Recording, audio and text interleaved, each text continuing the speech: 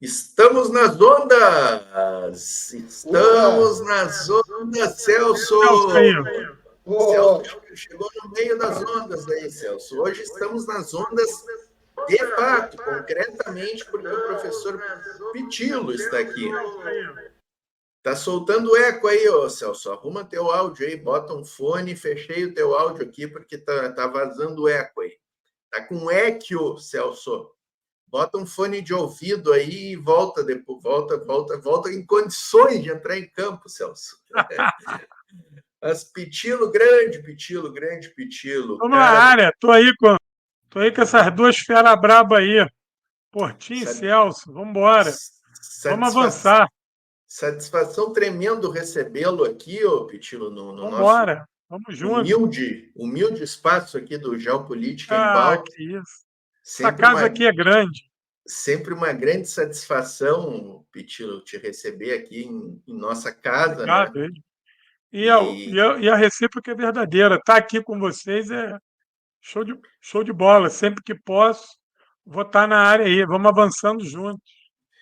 maravilha, deixa eu dar um alô para a galera que está chegando aqui, ó. Vou dar aí, claro. E hoje a galera vai ser surpreendida aqui, porque a gente nem anunciou que teríamos o Pitilo, senão Porra. né, até a audiência Operação estaria secreta. operação Era operação secreta, secreta. operação secreta, senão os inimigos preparam as armas, né? Então a gente foi Os formando, inimigos desmontam a gente. aliás, Ainda mais na internet, né? Eles são o formamos dono da internet. exatamente. Formamos um batalhão de elite hoje, porque teremos o Pitilo e na sequência vai entrar o professor Rames aí, né? Então hoje Opa! é tropa de Não, elite camarada, aqui. Tropa de o elite. Rames é, o Rames é certeza de vitória. Com certeza, com certeza. E olha o nível do chat aqui, ó, Pitilo. O Stalin coordenando essa estada, lá em Alvorada, Muito debaixo da bom, muito chuva. bom. Debaixo da chuva, trampando lá. O Stalin, ele trabalha com fonezinho de ouvido, Pitilo, e curtindo aí nosso Geopolítica em Pauta, Boa, né? boa. Acho que Vambora. ele assiste lá o Guerra Patriótica também, que eu já vi ele no teu chat lá, né? E Porra, tu sabe, beleza, vamos tu, juntos. tu sabe, Pitilo, o Stalin largou um comentário aqui uma vez que é o símbolo do que é a burguesia, né? Ele trabalha, ele é vigilante, né, noturno, e o patrão dele, Pitilo, botou um sistema novo de câmeras no estabelecimento, só que não é para cuidar do estabelecimento, é para cuidar do Stalin, enquanto para ver se o Stalin não está vagabundeando, entre aspas. Não tá dormindo? Isso é a burguesia, né, Pitilo? Isso é burguesia, né? É impressionante, né?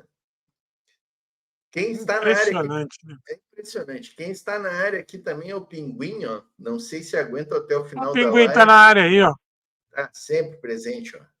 No comecinho eu apareço para dar aquele salve. Olha aí, Pinguim, quem é que veio de convidado? Tu vai gostar. O Pinguim é fã do Pitilo, eu sei. O O Pinguim Pinguim, fez Pinguim faz parte da vanguarda armada. de vez em quando ele aparece nas lives aqui, o Pitilo, chega quase no final e vem com a desculpa: ah, não, eu estava lá no Pitilo, não sei o quê. Tá me prestigiando, tá liberado. É, o Maurício Rorato está aqui conosco também, ó, boa noite, aguardando, professor Antifa. O Thiago Gomes está aqui também, ó. Ah, boa. O Thiago Gomes está trazendo, inclusive, aqui. A gente começou animadíssimo aqui, mas temos que falar sobre isso, né? Eu tinha até me preparado falar. Natália Urban, né, faleceu lá na Escócia, jornalista, uma grande camarada da nossa trincheira anti-imperialista, da nossa trincheira Pátria Grande da América Latina, né? O pessoal do 247 lá está muito sentido. Foi ontem, né, o Pois é, falecimento dela. eu falei hoje com o professor Leojane e o professor Leojane me informou de que cresce a tese de que ela foi assassinada. Entendeu? A tese tem crescido essa tese. E essa é uma das linhas de investigação da polícia escocesa. O Lula acabou de dar uma fala, ele e a Janja, cobrando da polícia escocesa é, maiores informações. E, segundo eu ouvi do professor Leujane, que inclusive estava hoje reunido com o pessoal 247, a suspeita de que ela tenha sido empurrada dessa ponte é muito grande. 37 anos. 37 anos, jovem, né? Uma repórter Companheirona. muito combativa, né? Sabia muito de geopolítica, de relações internacionais, de política interna dos países, né? Tanto da Europa, morava na Escócia, mas conhecia aqui tanto a política interna do Brasil como latino-americana, né? Eu vi ontem, inclusive, o companheiro de programa dela, o Mears, né, lá do 247, que eles tinham globalistas, e ele falou que ela sempre queria insistir em botar a América Latina na pauta do programa, né? E ele às vezes dizia, mas nós estamos longe, eu estou nos Estados Unidos, tu está aí na Europa, quem sabe a gente fala aqui do Atlântico Norte, e ela, não, temos que falar de América Latina, então realmente eu gostava muito dela, gostava muito de. Inclusive, tentei trazê-la aqui no Geopolítica em Pauta algumas vezes, mas infelizmente eu não consegui o contato, não tivemos essa grande satisfação aí. Pois é, era uma grande figura, vai deixar saudade, uma pessoa inteligente, jovem, versátil, que tinha bastante conhecimento, e a linha é essa. Estão muito preocupados com a questão do marido dela, né? Pois é, pois é. Tomara que não tenha sido um crime assim passional Não, e nem nada. espero que não. Pois é. Espero que fique tudo bem a nível de, de investigação, porque é muito ruim. A gente já está triste com a morte dela. Saber que ela foi vítima de uma violência, de uma violência na qual ela mais lutava e mais denunciava, né? Exatamente, exatamente. Fica a nossa solidariedade aqui do Geopolítica em Pauta, da Voz Trabalhadora aí para os familiares da Natália, para os companheiros aí do 247, né? Eu vi ontem a live do professor Legene, ele estava extremamente comovido, né? Eu tive uma reunião com ele hoje, eu senti que ele estava bem baqueado e ele a maior parte da reunião foi falando disso, né? A gente tinha uma reunião para tratar de trabalho e ele nos deu essa informação e eu senti que ele estava bem baqueado, porque ele contou que ele estava, inclusive, ao vivo, esperando ela entrar. Isso aí. O Elvetes Astarotti está aqui, o Vinícius, o Ali Nukuds também está conosco aqui, vamos com tudo, somos a resistência. Marcos Duarte, de Garanhuns, terra do presidente Lula. O Marco Braga está aqui também. O Adão, chegando aqui da Praia do Cassino, Rio Grande do Sul, perguntando se chegou atrasado. Estamos iniciando, companheiros, estamos iniciando. Victor Amorim está conosco aqui. Adair José de Souza Cordeiro. A galera vai chegando, vamos chegando. Deixando a curtida, tá, galera? Digam no chat de que cidades estão assistindo. O Eduardo Miranda também está aqui, o Fábio Silva, Marcelo Colagrande. A galera vai chegando aos poucos. Edson Malaquias, Eduardo Miranda. Agradecendo todo mundo aí. Mas, Pitilo, tu falou que estava em reunião com o professor Legene, né? Deixa eu também já te parabenizar, porque eu consegui assistir alguns episódios lá do Geopolítica em Foco, e eu até comentei aqui no programa, né? Cuidado, professor Legene, que quando reserva entra em campo e vai bem, o titular não volta. Eu até disse que a TVT talvez tivesse que fazer um novo programa, né? Porque tu te saiu muito bem, o professor Legene é imprescindível, né? Então, acho que. Olha aí, TVT, façam 2 programas aí, um para o Legene, um para o Pitilo. E já ouvi aí, ô Pitilo, das minhas fontes, que teremos um programa Pitilo e Legene juntos aí. Conta para nós aí o que tu pode nos contar aí. Pois é, a gente fizemos uma reunião hoje para tentar ver se a gente consegue, se tem viabilidade para a gente dobrar o horário do Geopolítica em Foco, ele deixar de ter meia hora para ter uma hora, e aí eu estaria com o professor Eugênio todo dia. Nós estaríamos juntos de segunda a sexta, debatendo o mesmo número de matérias, talvez uma ou outra a mais, mas com maior profundidade, né? E também estamos planejando aí, e dependendo aí de estudos, um programa semanal meu.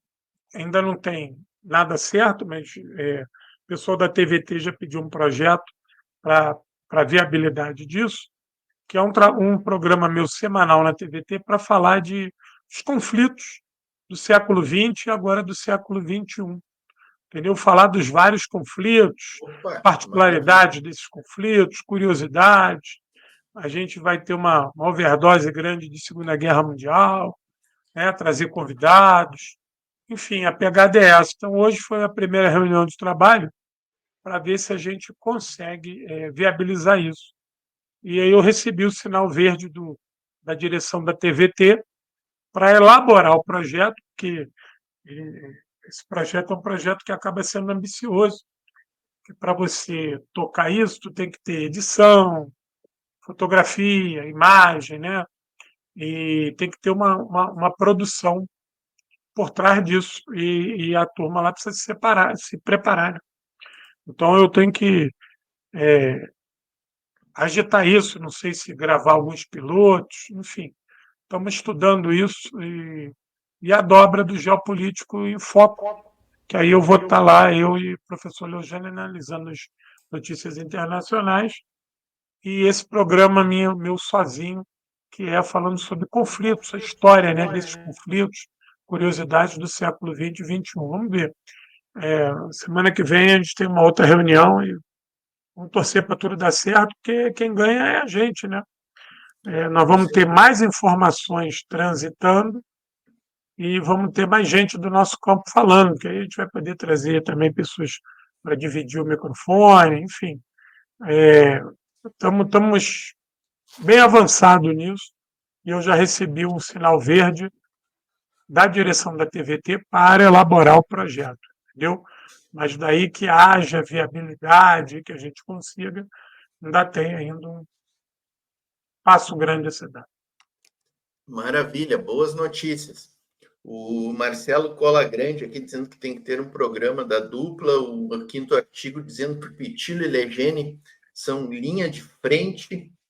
O galera aqui dizendo, o Colagrande dizendo que é a dupla que escreve nas referências da nossa revolução. Importante, importante. Estava vendo aqui um camarada, aqui o Roberto Brum, ó, dizendo um boa noite, dá uma olhada Porto Alegre, né? Porto Alegre já está de novo debaixo d'água, muitas chuvas aí, mais de milhares de pessoas já desabrigadas, né?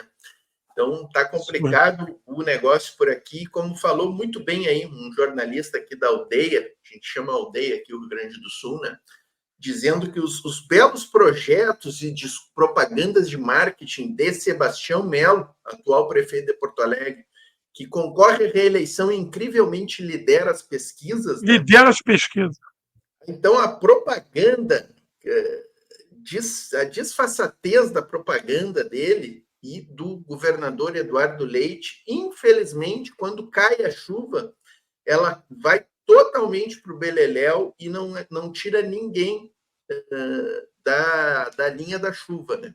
Então, assim, menos propaganda e mais ação, tá? Senhor Sebastião Melo, senhor Eduardo Leite, e quem for aí de Porto Alegre, por acaso chegar esta minha voz aqui aos ouvidos de quem for de Porto Alegre, não votem em Sebastião Melo, pelo amor de Deus, escolham o seu candidato. Não gostam da Maria do Rosário, votem na Juliana Brizola. Não gostem da Brizola, votem na Rosário. Não gostam de nenhuma das duas, cara, vota nulo. Vota nulo porque não dá para votar nos outros dois aqui da aldeia, né? Celso, teu áudio acho que continua vazando, acho que agora melhorou. Agora melhorou. Tá, É. agora eu abri aqui, melhorou. Não, eu botei o fone e esqueci de mudar ali, porque aqui no StreamYard ele não muda automático, né? Tem que mudar lá na Isso, configuração. Eu bem tá com. tonto, né, cara? Aí, assume a manobra, como diria o Farinato. Vai, eu? Vai lá, Que eu vou perguntar pro Pitilo, cara? tem Ucrânia, Líbia, Assembleia da ONU, que tem de assunto para o Pitilo falar aqui, gente. Em princípio, o assunto maior eu acho que é o Líbano, né, cara? O absurdo que está acontecendo ali, né, cara? A Ucrânia tá indo aos poucos, né, cara? Vai indo, que nem a Rússia gosta de levar uma guerra, né, cara? Tá tomando aos poucos lá, já nem sai mais na mídia porque não tem interesse, né? Já Não, mas viram que a guerra da Ucrânia tá perdida depois eu mesmo. quero saber do Pitilo um resumo da live que ele fez, porque eu vi só o título, mas infelizmente eu não consegui ver a live dele. Plano de vitória do Zelensky é a entrada da CIA, né? Mas isso aí depois, já que Pois Ah, é. olha aí, chamou, ó. já que tu puxou o Líbano, vamos de Líbano, né? Pagers, mais de. O que eu tinha visto hoje eram 500 mortes já, né, Pitilo? 500 mártires em Mas, dois, 3 dias, já é mas, mais. Já é cada vez vem mais, né? Então, centenas e centenas de mortes em 2, 3 dias de bombardeios, cafajestes, né? Conta para nós aí, Pitilo, como é que tu tá vendo tudo o, isso aí? o, o Celso Portinho, eu vejo que essa escalada de Israel na região, ela é terrível, mas previsível, né? Israel vem se associando já a um processo de destruição da insurgência desde daqueles movimentos de primavera árabe que levaram à quase destruição da Síria, à morte do companheiro Gaddafi e a número gigante de desestabilizações políticas na região. Acontece que, com a crescente dos BRICS e com esse processo de vanguarda China e Rússia, de luta pela multilateralidade, esses países que estavam sofrendo na mão do imperialismo no Oriente Médio receberam um paradigma, passaram a ser centralizados por Rússia e China, ainda dentro do soft power. E isso os salvou da derrota total, né, e vem gradativamente os reabilitando enquanto nações. O problema é que esse Oriente Médio ele foi profundamente desestabilizado, né? Os constantes massacres contra a Palestina, a guerra civil síria, a destruição do Iraque, a traição da Jordânia, os problemas políticos internos no Egito, que foram enormes também nesse período de primavera árabe, né?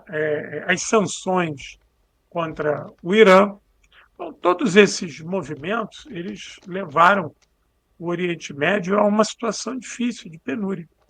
E os países petroleiros foram levados também a acordos com os Estados Unidos que eles acreditavam que poderiam ter grandes ganhos. E aí a Arábia Saudita, Emirados Árabes Unidos, esses países perceberam que esses ganhos não eram tão significativos e que com a China poderiam ganhar muito mais. E é o que a China fez? A China foi tentando diminuir essas tensões de maneira muito inteligente e colocou a Arábia Saudita para conversar com o Irã. A Arábia Saudita recuou da invasão do Iêmen. Né? A China conseguiu botar toda a resistência palestina agora trabalhando junto. A Rússia foi para dentro da Síria impedir que a Síria fosse esquartejada. E o Irã, né, passou a ser um aliado estratégico de Rússia e China na região, e esse Irã passou a ajudar cada vez mais a resistência árabe, passou a ajudar mais o Hezbollah, passou a ajudar mais o Hamas, passou a ajudar mais os Houthis, e nós estamos vendo também uma coisa que é uma quebra de paradigma. Nós estamos vendo xiitas e sunitas conversando, estando inclusive aliados em muitas áreas, coisas que a gente nem sonhava em ver isso há 10 anos atrás. Esses acordos levaram, inclusive, a conversas com o Talibã. Né? O Talibã sentou e conversou com Pequim, com Moscou, e eu vi ontem o Talibã pedindo para participar dos BRICS. Entendeu? Uma coisa fenomenal. E o BRICS mais né? O BRICS mais habilita 2 países do Oriente Médio, 2 países petroleiros e que vão poder agora pluralizar a sua economia a partir dos BRICS. Porque uma coisa que nós não podemos esquecer é que é o fim do petrodólar, né? Os países Sim. petroleiros do Oriente Médio decretaram o fim do petrodólar. Então, isso foi um duro golpe na hegemonia estadunidense na região. Israel percebe que essa crescente da insurgência árabe vai lhe ameaçar mais dia menos dia. Então, ela precisa provocar uma guerra total nesse momento, que se ela provocar uma guerra total nesse momento, ela traz para a região a OTAN. E, obviamente, a força militar da OTAN ela vai conseguir esmagar essa resistência que nasce, que está se organizando. E a operação do Hamas, ela foi uma operação que foi nessa direção. Era o Hamas lançando um primeiro momento, um primeiro chamado, à luta, onde, obviamente, se testou a capacidade de resistência de Israel. E o que o Hamas fez com Israel? Provou que Israel tem essa capacidade de se defender. Você vê que hoje o Líbano, o Hezbollah conseguiu jogar míssil em Tel Aviv, os Houthis já tinham conseguido fazer isso com mísseis e drones, e eu vi agora na Spam TV, estou saindo da live lá do meu canal, revelei para os meus queridos colegas que o Hezbollah agora tem capacidade de dissuasão aérea, tem baterias de defesa antiaérea, coisa que não tinha isso. E mostrei lá a reportagem que eles conseguiram afugentar 2 aviões israelenses. Óbvio que Israel percebeu que foi humilhada e percebeu que há inimigos poderosos em sua fronteira. E é óbvio que ela ia ter que recorrer aqui à guerra. Né? O Israel é um país que vive da guerra. Israel é um país que transformou o terrorismo. Né? É só perguntar ao Menachem, não sou eu que estou falando. Veja o que Menachem falou. Nós defendemos o terrorismo, nós somos filhos do terrorismo. Então, Israel tem como prática o terrorismo de Estado.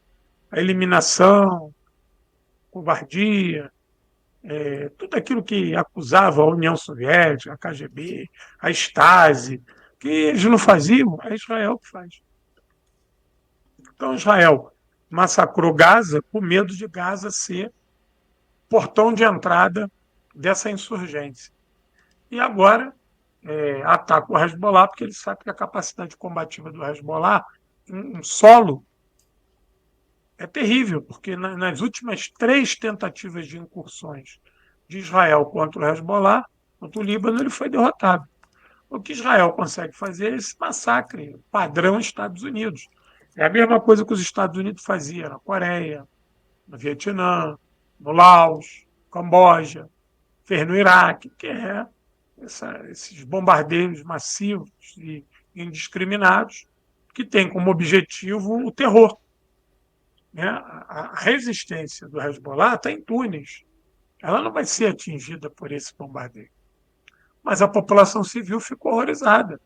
E aí, óbvio que é uma maneira que Israel tem de jogar a população do Líbano contra o Hezbollah e de atiçar os falangistas de novo, né, para se criar uma cisânia contra o Hezbollah. A minha análise é que isso ainda vai continuar, porque o padrinho desse massacre é Joe Biden. Né? A Casa Branca deu autorização para Israel fazer. Porque a Casa Branca sabe que essa insurgência árabe ela é inevitável. Veja, quando teve o ataque do Hamas, os Estados Unidos levou 2 porta-aviões para a região. Ele levou os porta-aviões porque ele temia justamente isso. Uma penetração que não pudesse ser contida por terra, tinha que ser contida por aeronave. E agora ele manda 101 aerotransportada para o Chipre, porque ele sabe que se tiver uma movimentação por terra para invadir Israel, Israel não dá conta mais do recado. Aquele exército israelense que triunfou na década de 60 contra os exércitos árabes, que estavam completamente despreparados, aquilo passou. Aquilo passou. Depois do Yom Kippur, nós vimos a vitória desses árabes no Yom Kippur, e de lá para cá, nós vemos massacres de Israel contra a população civil. Mas todas as vezes que Israel tentou incursionar em territórios que não eram seus, passou sufoco. Então eu vejo isso como um massacre. O Israel é um Estado terrorista, a política externa de Israel para a região é o genocídio, e eu vejo, mais uma vez, a diplomacia de dupla moral. Porque a Rússia é chamada de imperialista, de terrorista, o Putin tem mandato de prisão e o caralho. E o Netanyahu? A Rússia ficou proibida de ir para a Olimpíada, mas Israel foi. A Israel Belarus, desfilando, os israelenses desfilando como se nada tivesse acontecido e a Rússia banida, né? Impressionante. Portinho, a Aliás, assim, né? Belarus, Em Optilo, desculpa te interromper, mas Olimpíada sem Rússia não tem graça nenhuma. Como não teria sem China, como não teria sem nós, Brasil. Não tem graça nenhuma a Olimpíada sem Rússia. a Belarus não atacou ninguém e também está sancionada e foi proibida de participar da Olimpíada. Entendeu? E Israel? Israel está lindo. Vai ter bloqueio contra Israel? Vai ter sanção? Claro que não. Entendeu? Pitilo, Então eu vejo como algo criminoso, algo sórdido e canalha por parte dos sionistas, né? E a gente deixa vê eu... que, mais uma vez, a Assembleia da ONU votou para que Israel volte para suas fronteiras de 67. Sim, mas não adianta nada, né? Exatamente. Não, deixa eu queria ler esse comunicado, postagem aqui que a FEPAL fez, ó, Pitilo, eu achei muito, muito interessante, dizendo como a Globo busca causar a discórdia e a divisão na comunidade brasileira libanesa, né? E aqui, quando fala assim Globo, eu acho que dá para botar toda a mídia ocidental, né? As assessorias de imprensa do Pentágono, né? E aí eles falam aqui da máquina de propaganda, né, dos Estados Unidos, justamente, né, martela na cabeça do público que o Hezbollah, assim como o Hamas e os Houthis, é um agente iraniano, entre aspas, né. Essa é uma velha tática propagandista para deslegitimar adversários.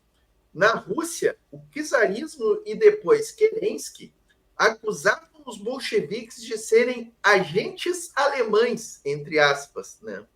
O senador Joseph McCarthy perseguiu até mesmo artistas de Hollywood nos Estados Unidos, taxando-os de agentes russos, no que ficou consagrado como o macartismo, né? Era perseguição a todo mundo que pensava diferente do modelo estadunidense imperialístico, né? Os médicos cubanos que curaram tantos pacientes brasileiros eram considerados agentes de Castro pela revista Veja. Nas últimas eleições gerais, em 2022, o Hezbollah recebeu 335 mil votos, mais do que o dobro do segundo partido mais votado, o Movimento Amal, seu aliado. No total, o Hezbollah e sua coalizão receberam mais de 700 mil votos, ou 39% dos votos registrados. Mais de 460 mil votos a mais do que o segundo colocado na eleição. Até mesmo pesquisas de institutos ocidentais apontam para uma alta popularidade do Hezbollah. Então, como o Hezbollah pode ser um mero agente iraniano, entre aspas, se ele recebe tanto apoio popular dentro do Líbano? Uma clássica lógica imperialista é a de dividir para reinar. E aí segue aqui um artigo do Eduardo Vasco, né, que, se não me falha a memória, é um camarada do PCO até, né? Mas eu achei muito bom, achei pertinente compartilhar nesse momento, né, em que a gente fala dessa questão libanesa, né, ô Pitilo, e da abordagem que a gente vê aí na grande mídia, né, legitimando, né, as ações israelenses, né, e sempre tentando taxar como terrorista a resistência, né, Pitilo?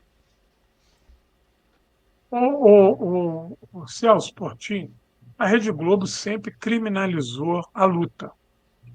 A Rede Globo sempre criminalizou aqueles que lutam. E a Rede Globo tem um compromisso com o sionismo, né? Não obstante, ela mandou o bobo do Luciano Huck ir lá fazer sala para o Zelensky, né? Foi uma vergonha O aquilo Huck saiu ali. do Brasil.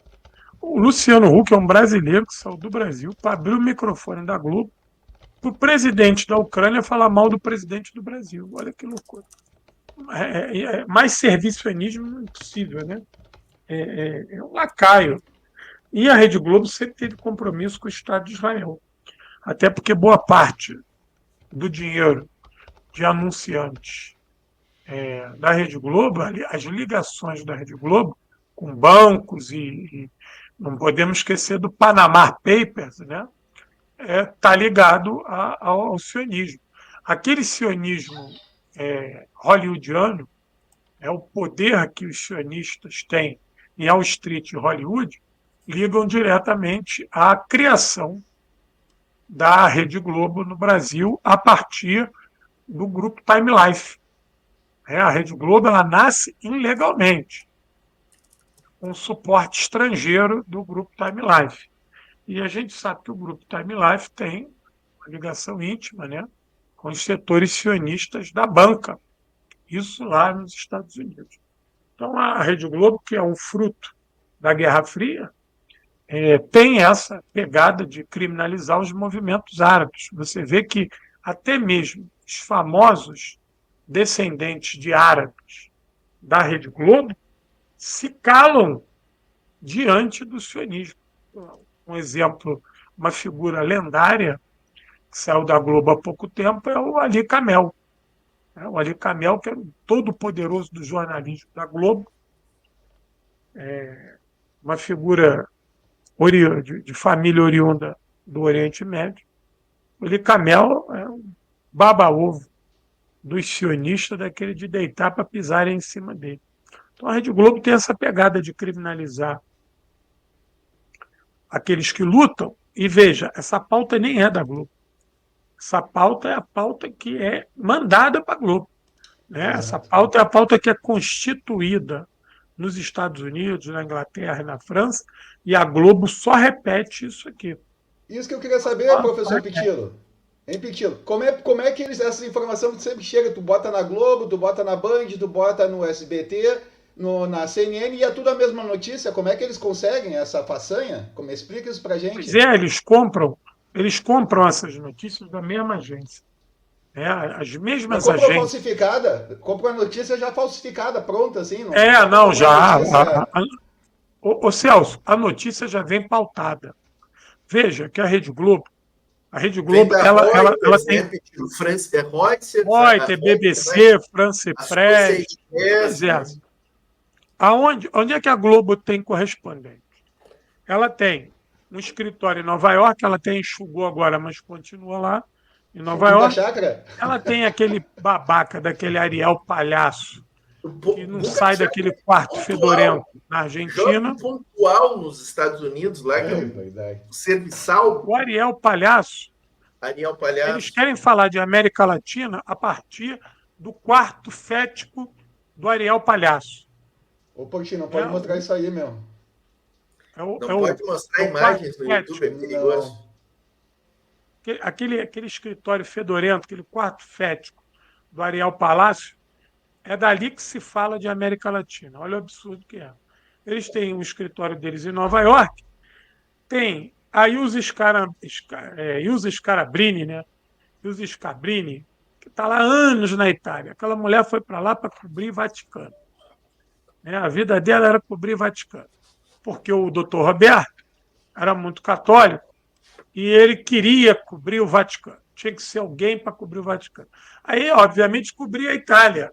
Mas a Itália não tem porra nenhuma. Queria cobrir o Vaticano. O que a Itália teria para cobrir? Porra nenhuma. Ia cobrir a máfia, o Tommaso Busqueta lá. E aí eles mandaram aquela menina para a Bianca Rotier, né, para a Suíça. que em tese é a que cobre a União Europeia, porque está perto ali de Bruxelas, então é a que cobre a União Europeia.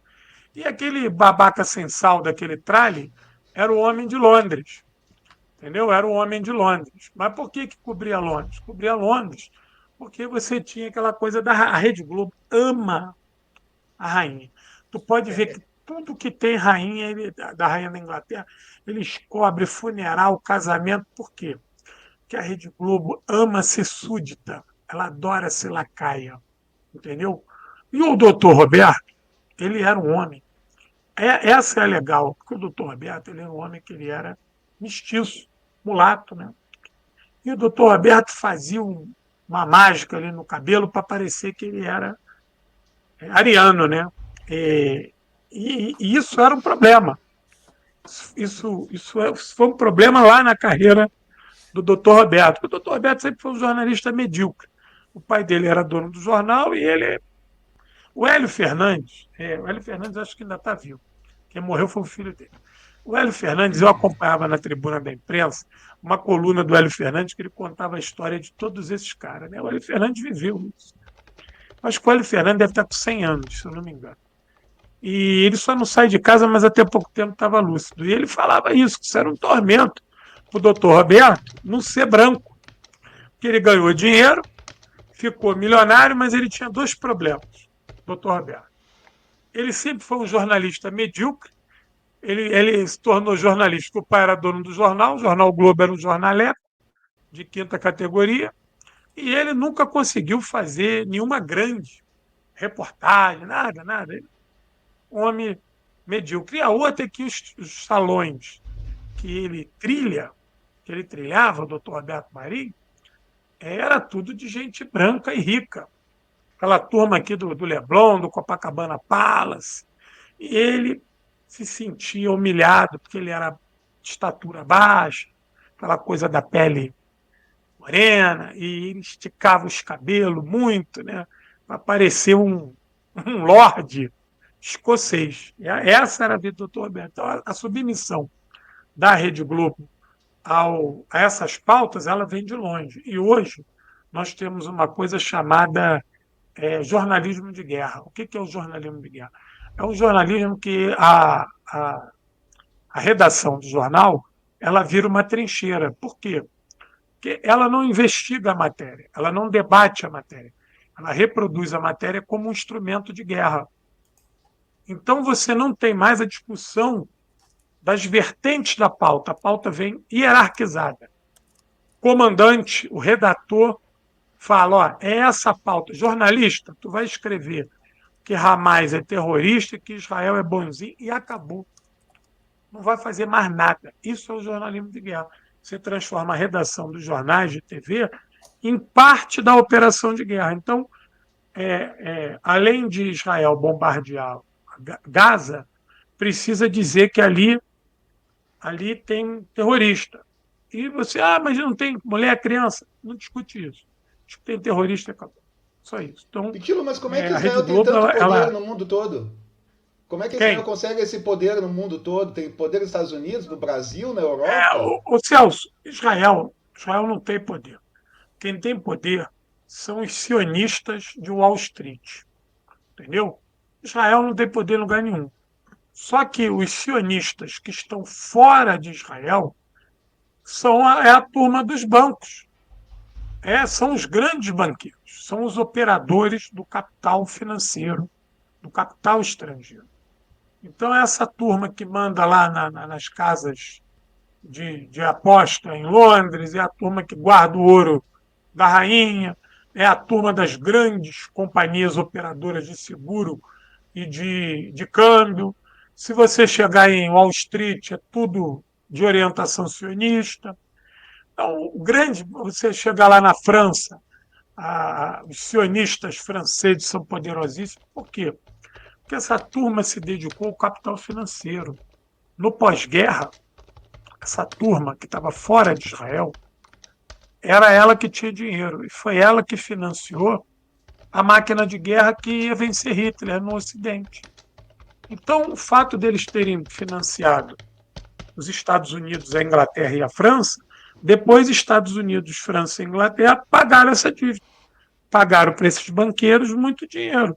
E o fato deles serem todos reacionários, liberais, fascistizados, isso para os Estados Unidos é um grande prazer. Né? Então, Israel é só um protetorado disso. Israel é só um recanto. Entendeu? O poder de Israel não está em Tel Aviv. O poder de Israel está em Paris, está em Londres, está em Nova York, está em Washington, entendeu? E é a turma da grana. Então, tu vai brigar com quem tem grana? Então, essa você vê. Hoje, esses bancos famosos, né? Os bancos, todos os nomes já denunciam, né? Esses grandes banqueiros. Goldman Essa Sachs. turma hoje, a Goldman Sachs, essa turma hoje é que financia a guerra da Ucrânia. Entendeu? Essa turma é que estrangula o Estado ucraniano. O Estado ucraniano não existe mais.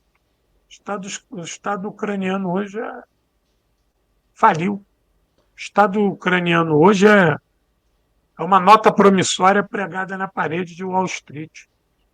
Entendeu? Então, o poder vem daí.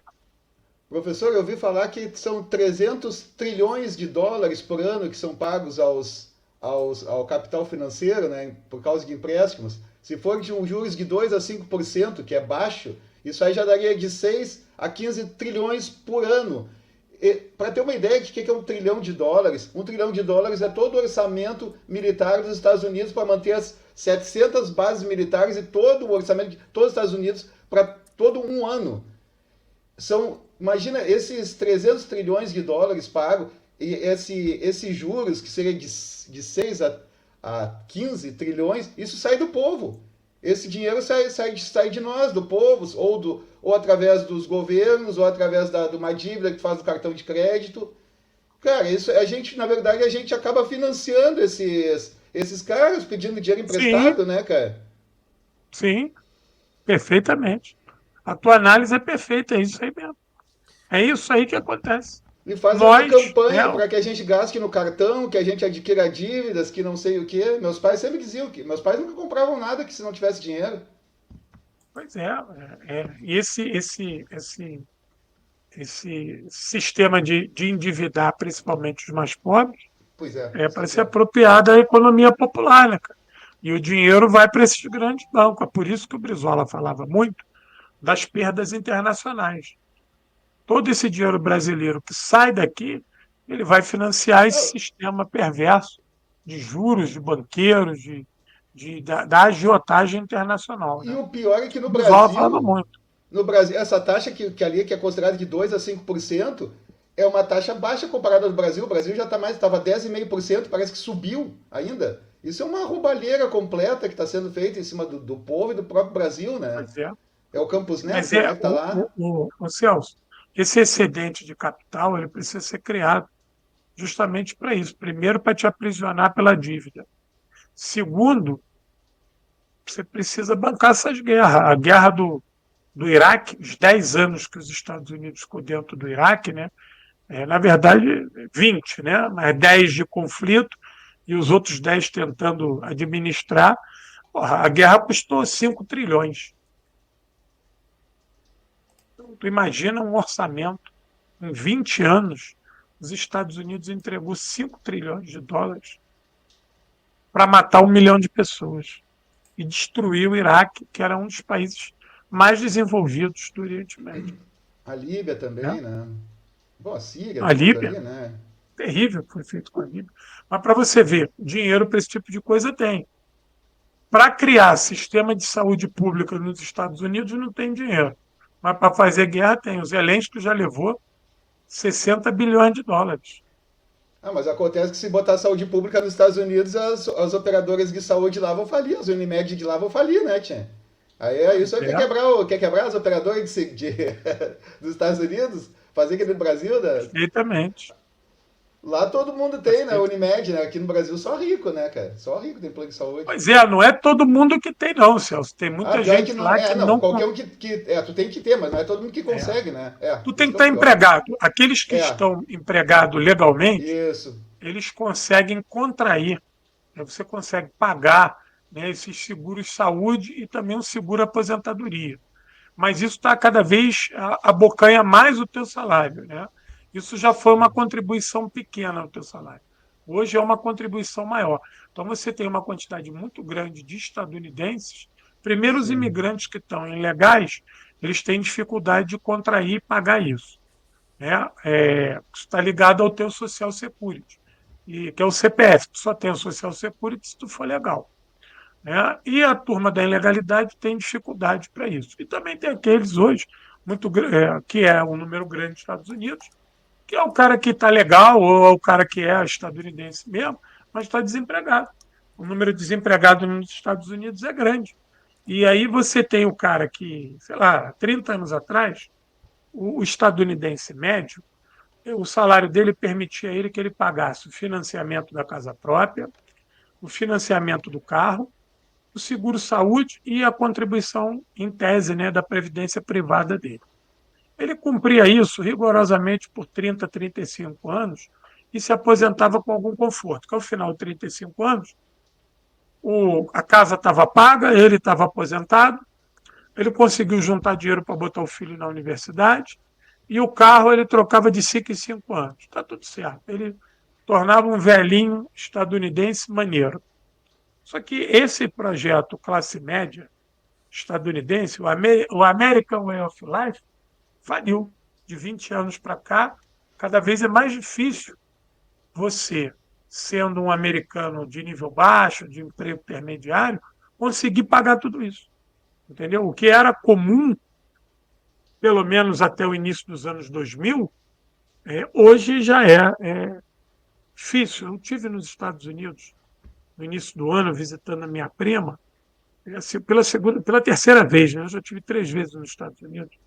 E quando você visita um local desse, a partir de uma observação crítica, você se assusta com algumas coisas, né? Por exemplo, conversando com a minha prima, ela falou de muitos imigrantes conhecidos dela. Ela não é imigrante, ela está lá estudando. Ela está fazendo doutorado em medicina veterinária. Não deixa de ser um tipo de imigrante, né? Mas ela foi com a função de estudar. E ela falou que na pandemia foi um terror. Muita gente sem plano de saúde, sem ter como se tratar, entendeu?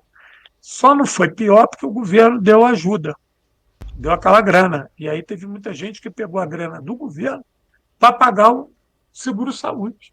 Contraiu um seguro-saúde para pagar, porque a situação foi difícil. Então, eu estive nos Estados Unidos a primeira vez em 2015.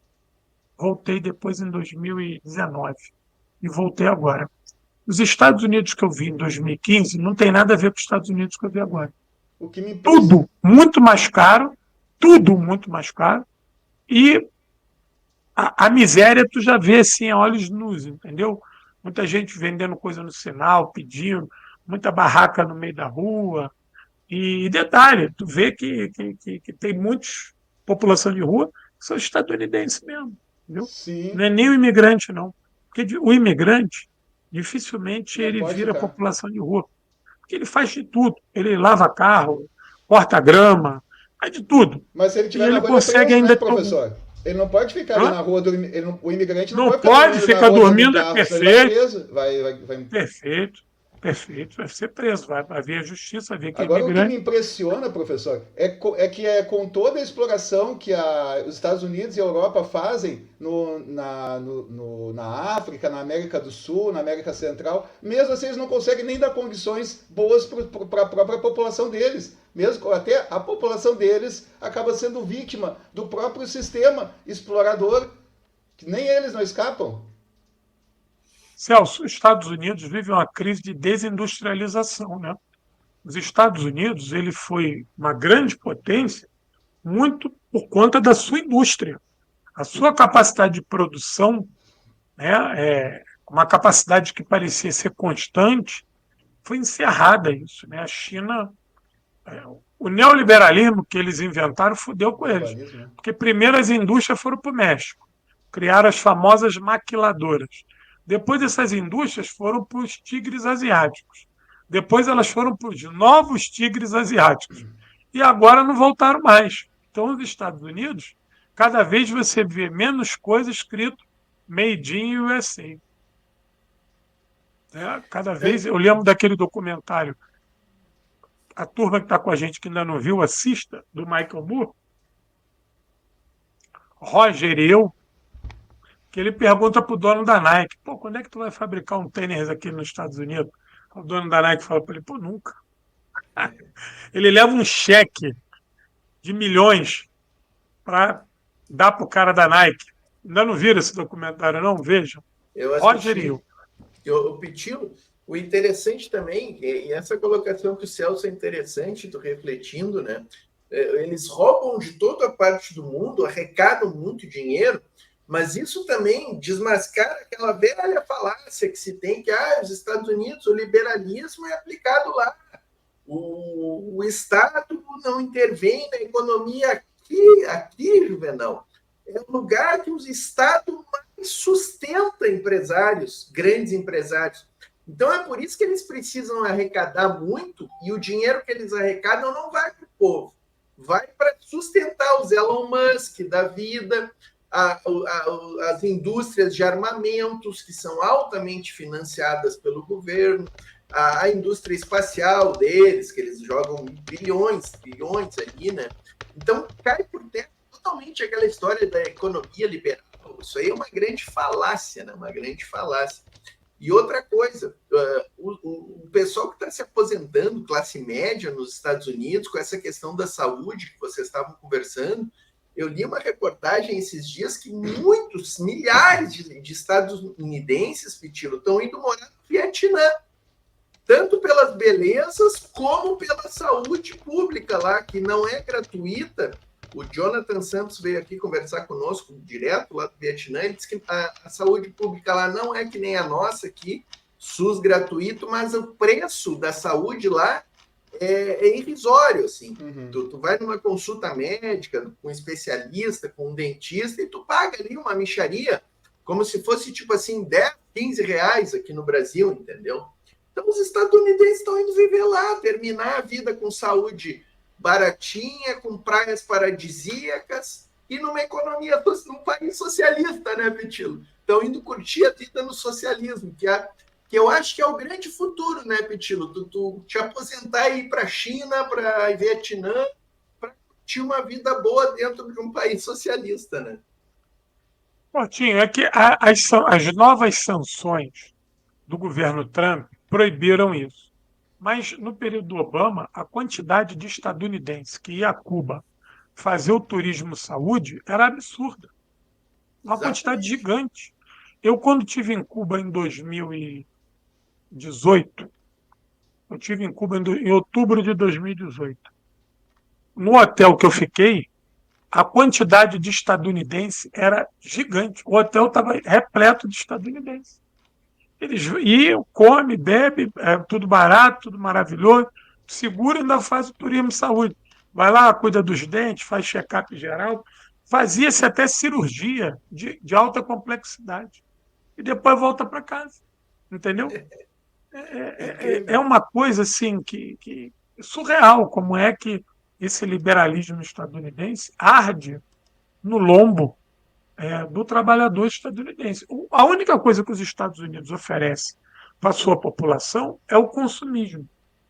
Né? E isso tem um efeito prático. Né? O cara se sente feliz que, em tese, está consumindo. Aí ele compra roupa, notebook, telefone. Isso ficou caro em relação ao que era, mas continua barato. Eu vi essa diferença de preço assim. Preços que subiram quase 50% de 2014, quando eu fui, eu passei 14 e 15, a virada do ano, 2014 e 15, e voltei agora na virada 23, 24. Então, nesses 10 anos de diferença, eu vi coisas que subiram quase 50%. E essa minha prima, que está lá há muitos anos, ela fala, olha, aqui as pessoas reclamam hoje muito de preço de remédio e comida, que foram coisas que subiram. Artigos de vestuário também subiu, mas não tanto. né? E aí, essas bugiganga eletrônica, vestuário, bibelôs, isso aí, em tese, né? Já um pouco mais caro do que outrora, mas continua num preço baixo. Isso engambela a população, porque o cara não tem plano de saúde, não consegue tratar dos dentes, mas vai ali, compra uma televisão nova, compra uma geladeira nova, fica feliz. Professor, a gente está com o professor Rames Maluf aqui, vou pedir para ele entrar. Vamos Por lá, favor, cara. eu tenho que Olha aí. sair. Aí, ó. Querido Já. Rames! Salve, salve. Fala, fala, João. Opa. Boa noite, boa noite. Boa noite. Tudo bem, meu irmão? Tudo bem? Olha aqui, eu não estou sendo indelicado, não, mas eu já tenho que sair fora. Eu queria Maravilha. muito ficar contigo aqui, Tá. mas é que eu, incrivelmente, ainda tenho agora uma outra live 22 horas. Imagino, Mesmo eu imagino. aqui morrendo de sono, ainda tem mais uma aqui agora. Não Entendeu? quer deixar uma pergunta para o E- professor Rames? Pô, a pergunta que eu vou deixar para o Rames é o seguinte. Rames, não é nenhuma pergunta, eu quero que você faça aquele seu detalhamento da capacidade que o Hamas tem, perdão, que o Hezbollah tem de impedir que Israel penetre no sul do Líbano por terra. Sim. Opa, Essa é a live para bombar. O professor excelente. Rames vai detalhar como é que Israel vem de várias derrotas nesse sentido e como essa penetração por terra para Israel sozinha é quase que impossível. É por isso que não entrou. Meu irmão, olha, eu quero agradecer. Vou deixar isso aí é a pergunta a vocês. Fico à disposição para voltar aqui num horário mais elástico. Quero pedir à turma que está com a gente no chat aí para ir lá no meu Instagram, @Guerra Patriótica, @Guerra Muito Patriótica, bom, muito bom. @Guerra Patriótica, porque eu estou revelando lá o plano da Alemanha.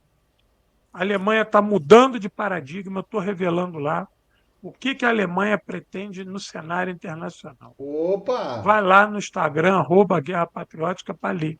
São 5 capítulos, eu já publiquei 4. Amanhã eu publico o 5º, inclusive com o conceito que abarca isso. O A Alemanha novo está tomando uma conceito. rasteira, né, Pitilo? Se Pois eles não é. fizer alguma coisa. Mas aí é isso. Vai lá ler que é isso. Ah, E vou ter que pedir ver. para a tropa aqui que não conhece meu trabalho, Ah, aqui no e os seus YouTube, livros, no canal professor? Guerra Patriótica. Conhecemos muito Não bem. quer mostrar o seu livro de Stalin? Não quer O deixar livro? o telefone, botar o telefone aqui, o contato, quem Ó, sabe? vai lá no arroba Guerra Patriótica no Instagram para tu comprar esse livro lá comigo. R$ 80 com frete grátis. Vai lá, Guerra Patriótica. E vai aqui no meu canal Guerra Patriótica aqui no YouTube, que tu assiste a live e compra os livros comigo. Pode ser pelo Celso, WhatsApp também, Portinho, professor? Pode ser Tá pelo aqui, pode ó. WhatsApp? ser pelo WhatsApp. Pode botar Botei no zap Então aí. Aí, vou ó. botar o seu telefone aqui também. Bota Botei aí. arroba aqui excelente, embaixo, ó. Recomendo. Pitilo, Beleza. grande satisfação sempre bater um papo Portinho, contigo marca aí. que eu sem volto. dúvida. Celso, Forte Sucesso, abraço, João. Muito obrigado. Rames. Sucesso nas iniciativas aí, Pitilo. Estamos torcendo. vamos para a vitória. Vamos embora. Forte abraço, João. Abraço a todos e todas.